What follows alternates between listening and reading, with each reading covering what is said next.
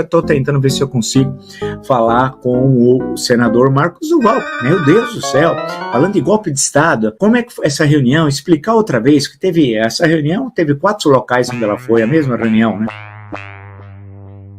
Como explicar que nós temos um avanço emocional como nunca tivemos e vivemos esse momento de extremismo como nunca tivemos na história do Brasil?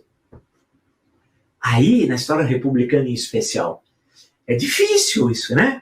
A gente tem de sentar e buscar explicações, porque não é uma questão monocausal, né? É difícil a gente ter... Eu vejo vezes por outro lado, passo os olhos em alguma entrevista, passo os olhos, só diagonal, sabe? Porque eu vejo que é bobagem que estão falando. E ninguém dá resposta. Eu não posso chegar aqui em 5 minutos, 10 minutos, 15 e dar uma resposta. Tem que sentar e escrever um livro. Se for o caso, até gostaria, né? Vamos ver. Que isso aí, escrever livro não é também sentar e escrever qualquer coisa. No campo da história, você precisa trabalhar com o arcabouço de pesquisas, né? Todo um levantamento, você tem as notas de rodapé, bibliografia trabalhada, arquivos públicos, arquivos pessoais, depende, né? O que você vai trabalhar.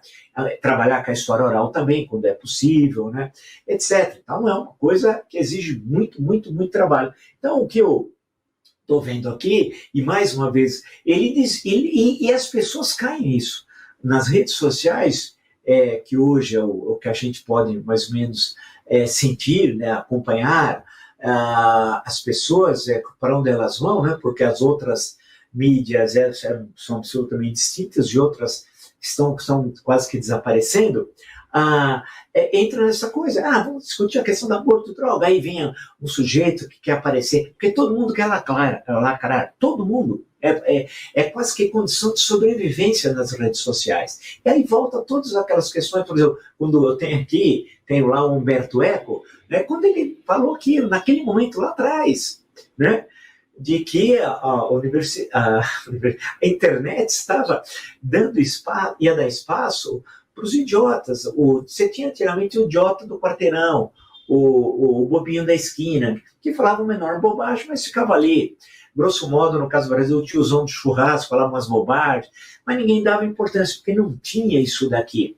E não tinha as redes sociais. Então aquilo ficava ali para as calendas gregas, né? E a vida seguia. Porque a elite política, no sentido sociológico, estou falando, ela discutia os grandes temas nacionais. Claro que sempre tinha um baixo clero, mas que não tinha a expressão que tem hoje.